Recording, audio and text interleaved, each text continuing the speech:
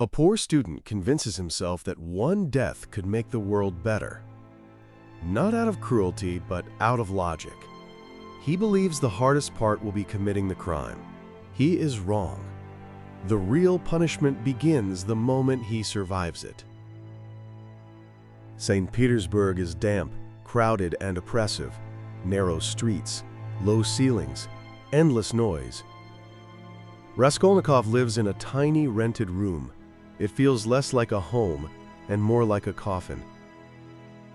He has quit university. He has no money. He avoids his landlady because he cannot pay the rent. He wanders the city, then returns to his room, trapped with his thoughts. Thoughts that slowly cut him off from everyone else. Later he will say he felt more dead than alive. His mind returns again and again to an old pawnbroker woman. She lends money to the desperate and profits from their misery. Raskolnikov has pawned his last belongings to her. Each visit leaves him filled with hatred. A dangerous idea begins to form. What if her death would harm no one? What if some people, extraordinary people, are allowed to step beyond the law for a greater good? He tells himself, I did not kill a human being. I killed a louse. Then, a letter arrives from his mother. His sister Dunya plans to marry a wealthy man to support the family. To Raskolnikov, this feels like humiliation, a sacrifice forced by poverty.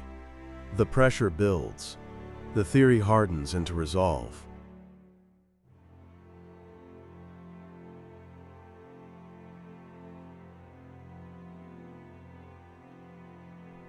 One night, almost without planning, he takes an axe and climbs the pawnbroker's stairs.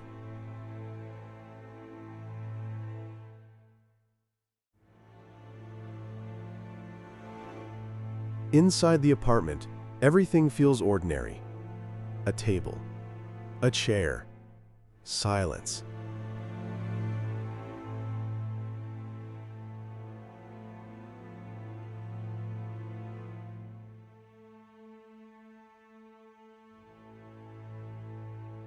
When the woman turns her back, he strikes. And then, the unexpected.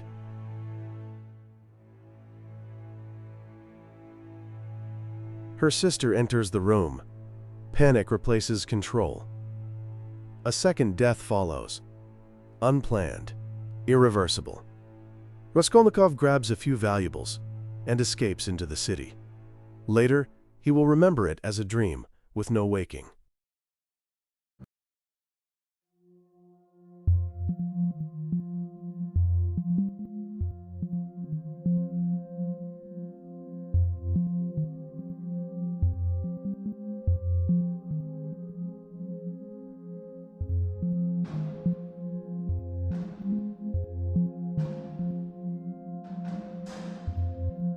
Back in his room, there is no relief. His body collapses into fever and delirium. Every sound feels like accusation, every knock like arrest. The crime is finished. But it has moved inside him, and what frightens him most is not guilt, but the possibility that he feels too little of it.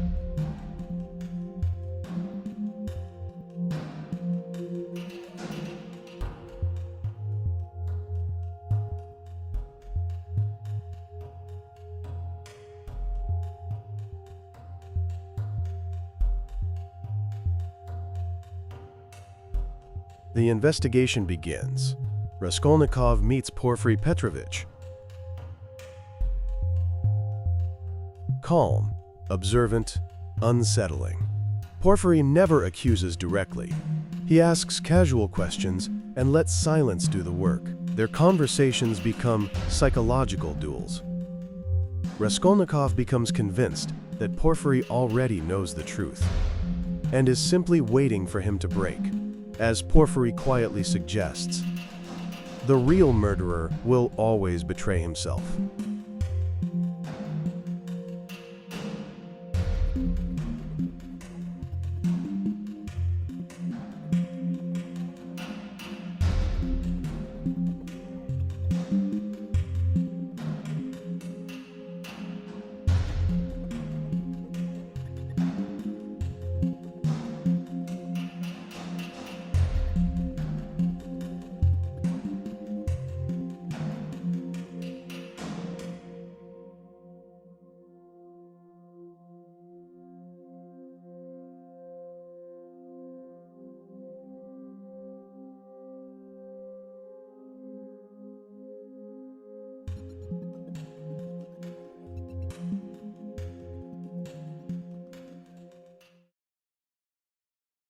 Then Raskolnikov meets Sonia.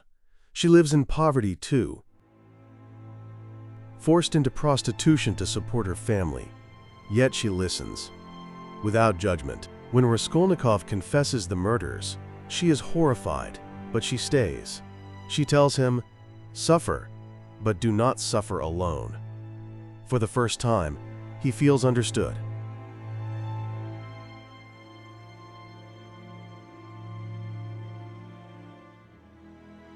The pressure becomes unbearable.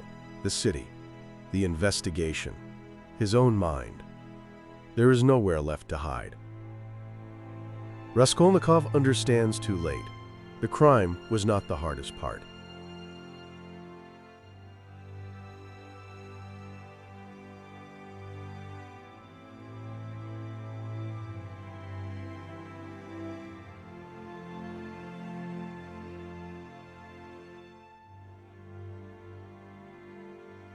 Living afterward was.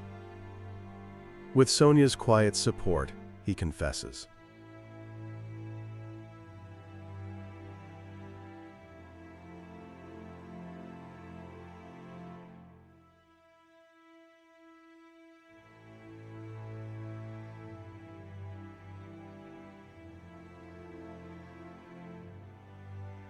Raskolnikov is sentenced to exile in Siberia.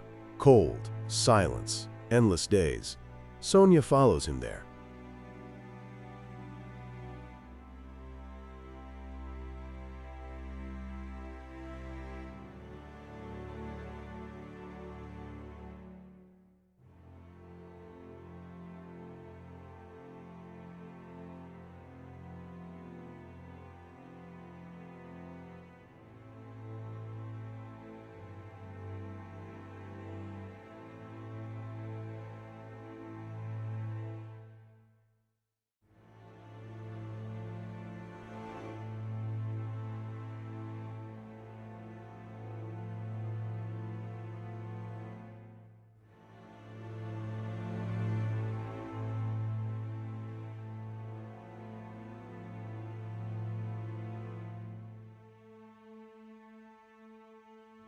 The story does not end with redemption, it ends with the possibility of it.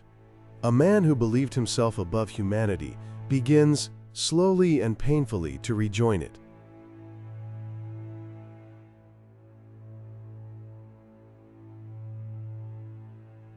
Tolstoy wrote this book to expose the moral struggle of the human soul and to question whether violence can ever be justified in the name of justice.